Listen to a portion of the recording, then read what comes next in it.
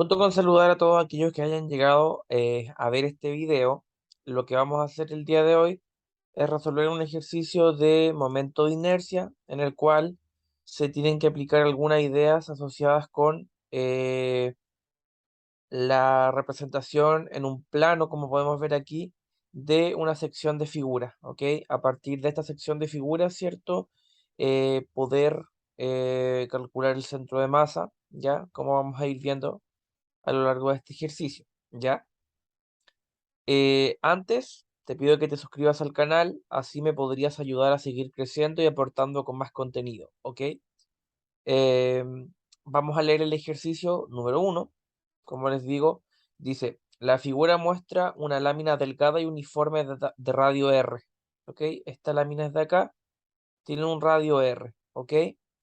Y podemos apreciar que se encuentra sobre o situada, digamos, en un plano cartesiano XY con un origen O y un centro C, ¿ya?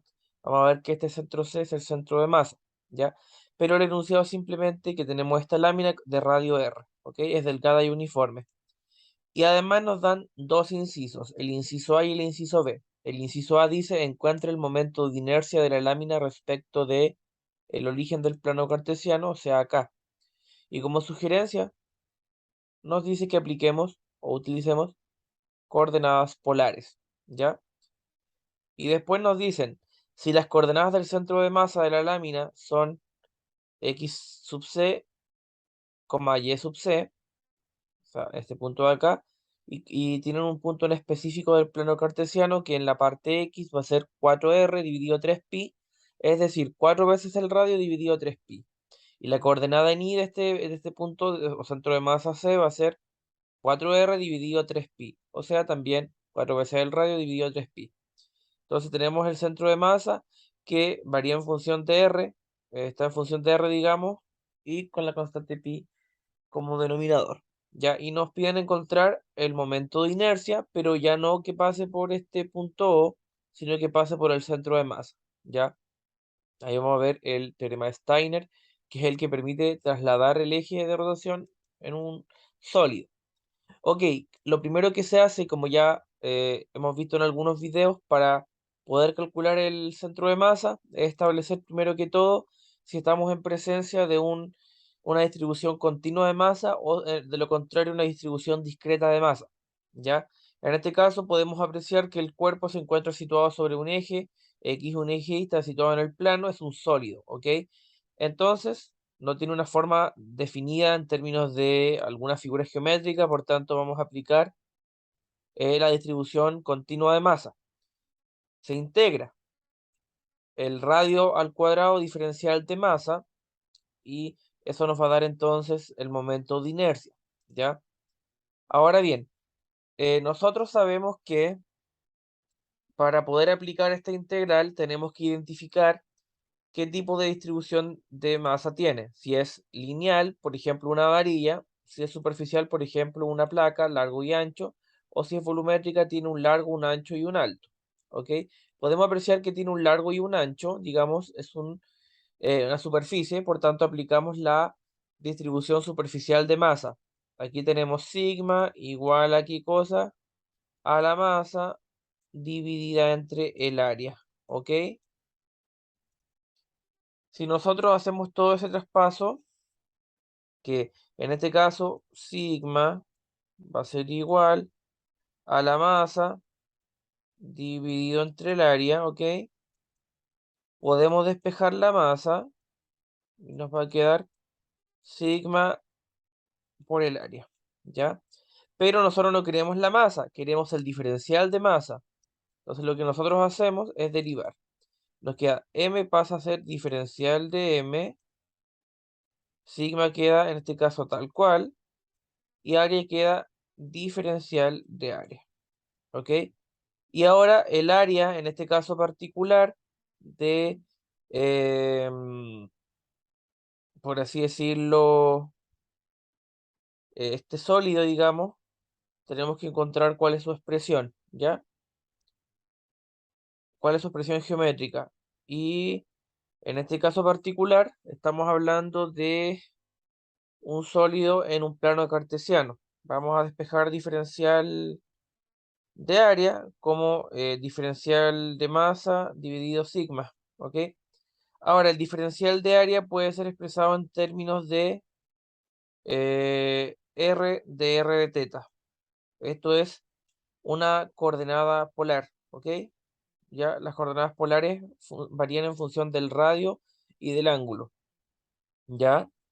Porque del ángulo podemos apreciar que esta sección, digamos, superficial es un cuarto de circunferencia. La circunferencia varía en función del radio, como uno de sus parámetros, y también del radio, y perdón, del arco. En este caso, teta vendría a ser completamente, si lo estudiamos completamente las cuatro partes, es decir, la circunferencia completa va a ser 360 grados. Y eso lo podríamos dividir entre 4, son 4 ángulos de 90 grados, y eso lo podríamos trabajar en función de pi, ¿ya? Así que hay circunferencia, aplicamos coordenadas polares porque la circunferencia tiene como parámetros el radio y teta, que es el ángulo, ¿ok? Eh, o el recorrido completo de la circunferencia, ¿ya? Entonces el área viene dado por R de teta, ¿ok? ¿Ya? Ahora nosotros tenemos que considerar la integral. Tenemos una integral doble porque tenemos que integrar respecto de teta y respecto del radio, ¿ok? Y si reemplazamos el área nos va a quedar sigma por r cubo, ¿ok? El sigma pasa para afuera, al igual que vamos a ver después el teta, digamos. Ya, ¿qué es lo que tenemos aquí? Eh, pi es 180 grados, eso quiere decir la mitad de la circunferencia. Pi medios radianes, pues estos son radianes, va a ser igual a 90 grados, ¿ok?